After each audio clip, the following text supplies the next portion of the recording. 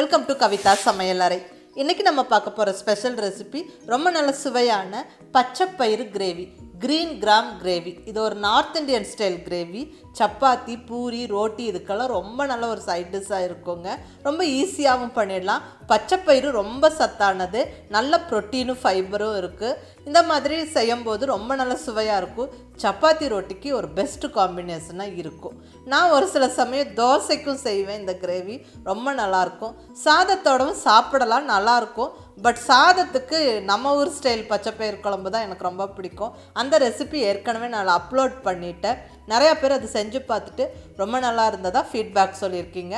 அந்த ரெசிபியோட லிங்க் வந்து கீழே டிஸ்கிரிப்ஷனில் இருக்குது, வேணுங்கிறவங்க செக் பண்ணிக்கோங்க.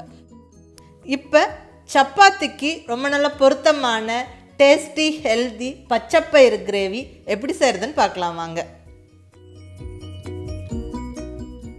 இப்போ இந்த கிரேவிக்கு மெயின் இன்க்ரீடியண்ட்டான பச்சைப்பயிறு எடுத்திருக்கேன். இது வந்து ஒரு 1/2 கப் மெஷர்மெண்ட் அளவில் ஃபுல் கப்புக்கு மெஷர் பண்ணி எடுத்துருக்கிறேன். இது வந்து 120 ml மெஷர்மெண்ட் கப்பில் ஃபுல் கப்புக்கு பச்சைப்பயிறு எடுத்துருக்கிறேன். இப்போ இதுக்கு தகுந்த மாதிரி மற்ற பொருளெல்லாம் சேர்த்து நம்ம குக் பண்ண போகிறோம். பச்சைப்பயிறு இப்படி நல்லா கொஞ்சம் ட்ரை ரோஸ்ட் பண்ணிவிட்டு நல்லா அந்த வாசனை வர வரைக்கும் வறுத்து விட்டுட்டு அதுக்கப்புறமா நம்ம கழுவி குக்கரில் சேர்த்து வேக வைக்கும்போது நல்லா சூப்பராக சாஃப்டாக வெந்துருங்க. ரொம்ப நல்லாயிருக்கும், அந்த வாசனையும் நல்லாயிருக்கும் இப்படி வறுத்து நம்ம பச்சைப்பயிறு வேக வைக்கும்போது. இது எங்கள் கோயம்புத்தூர் சைடெல்லாம் இப்படி தான் பண்ணுவோம், வறுத்துட்டு வேக வைப்போம். ரொம்ப நல்லாயிருக்கும். ஒரு சிலர் ஊற வச்சும் வேக வைப்பாங்க, தப்பில்லை, நல்லது தான். ஊற வச்சு நம்ம வேக வச்சும் செய்யலாம், இல்லை நல்லா முளைக்கட்டுன பச்சைப்பயிறு யூஸ் பண்ணியும் இந்த கிரேவி செய்யலாம். ரொம்ப நல்லாயிருக்கும். ஸோ அதை உங்கள் விருப்பம். இப்போ நான் இங்கே பச்சைப்பயிரை நல்லா ட்ரை ரோஸ்ட் பண்ணிட்டேங்க. நல்லா ஒரு 3-4 நிமிஷம் நல்லா ஒரு மீடியம் ஃப்ளேமில் வறுத்து விட்டால் நல்லா அது கலர் மாதிரி நல்லா வாசனை வர ஆரம்பிச்சிடும். ஸோ அந்த ஸ்டேஜில் நம்ம ஸ்டவ் ஆஃப் பண்ணிவிட்டு ஆற விட்டு கழுவி நம்ம கிரேவி பண்ண ஆரம்பிச்சிடலாம்.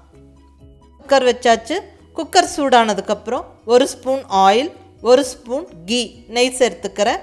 ஸோ நல்லா அது சூடாகட்டும். இப்போ இதில் 1/2 ஸ்பூன் அளவுக்கு சீரகம் நல்லா பொரிஞ்சதுக்கப்புறமா 1 பிரிஞ்சி இலை,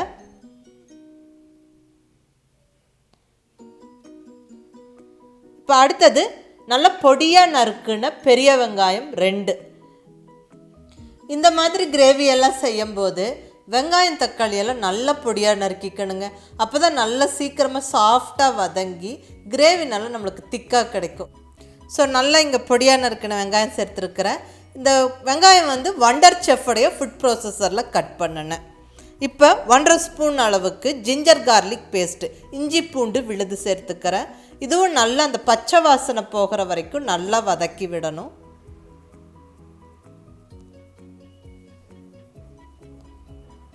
ஸோ நல்லா அந்த ரா ஃப்ளேவர் போகிற வரைக்கும் நல்லா இஞ்சி பூண்டு விழுது வதங்கியாச்சு. இப்போ 1/2 டீஸ்பூன் மஞ்சள் பொடி சேர்த்து நல்லா கலந்து விட்டுறேன்.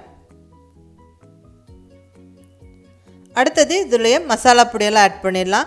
1 டீஸ்பூன் மிளகாய் பொடி, 1 டீஸ்பூன் கரம் மசாலா, 1/2 டீஸ்பூன் அளவுக்கு குழம்பு மல்லிப்பொடி. இந்த குழம்பு மல்லிப்பொடி சீரகம் மிளகெல்லாம் சேர்த்து வறுத்து அரைச்ச பொடி. சப்போஸ் வெறும் மல்லிப்பொடினா கொஞ்சம் சீரகத்தூள் கண்டிப்பாக சேர்த்துக்கோங்க.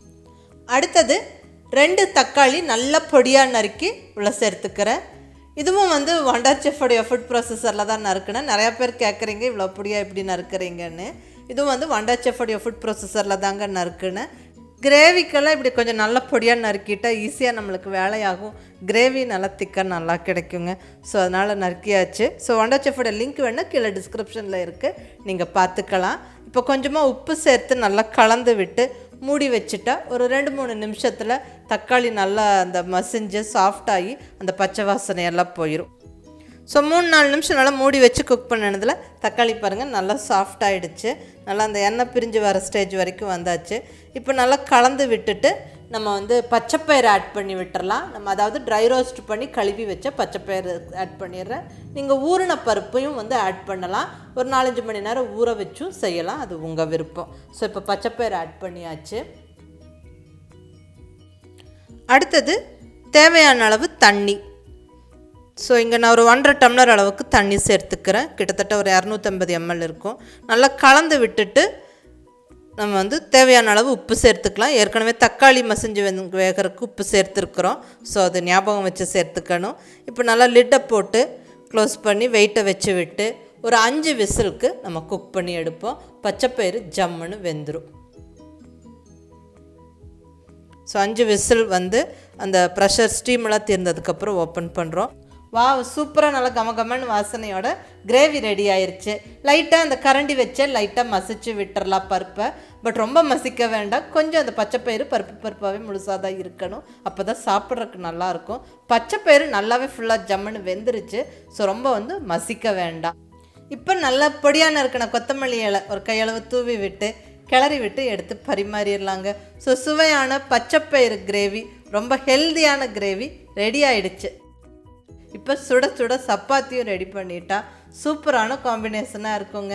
நல்ல சுட சுட சப்பாத்திக்கு இந்த பச்சைப்பயிறு கிரேவி ரொம்ப நல்ல காம்பினேஷனாக இருக்கும். கண்டிப்பாக ஒரு வாட்டி ட்ரை பண்ணி பாருங்கள். இங்கே நல்லா சுட சுட சப்பாத்தி ரெடி ஆகிட்டுருக்குங்க. நம்ம குயிக்காக ஏதாவது கிரேவி பண்ணணும் சப்பாத்திக்கு அப்படின்னு யோசிக்கும்போது கண்டிப்பாக இந்த ஹெல்தி டேஸ்டி பச்சைப்பயிறு கிரேவி ட்ரை பண்ணலாங்க. ரொம்ப குயிக்காக வேலையாகும். ரொம்ப ஒரு ஈஸி சிம்பிள் ரெசிபி தான். நம்ம குக்கரில் தாளித்து விட்டு இறக்குனா முடிஞ்சது. ரொம்ப நல்லாயிருக்கும். சப்பாத்தி, ரோட்டி, பூரி இதோடலாம் சாப்பிட ரொம்ப நல்லாயிருக்கும். நான் வந்து ஒரு சில சமயம் எங்கள் வீட்டில் தோசைக்கும் இதை ட்ரை பண்ணுவேன். ரொம்ப நல்லாயிருக்கும். ஸோ நீங்களும் கண்டிப்பாக ட்ரை பண்ணி பார்த்துட்டு எப்படி இருந்துச்சுன்னு உங்கள் ஃபீட்பேக் சொல்லுங்கள். கண்டிப்பாக பிடிக்கும். பிடிச்சிருந்தால் லைக் பண்ணி ஷேர் பண்ணி கமெண்ட் பண்ணுங்கள். கவிதா சமையலறை சப்ஸ்கிரைப் பண்ணி என்னோடய மற்ற ரெசிபீஸும் வீடியோஸும் பாருங்கள். தேங்க்யூ.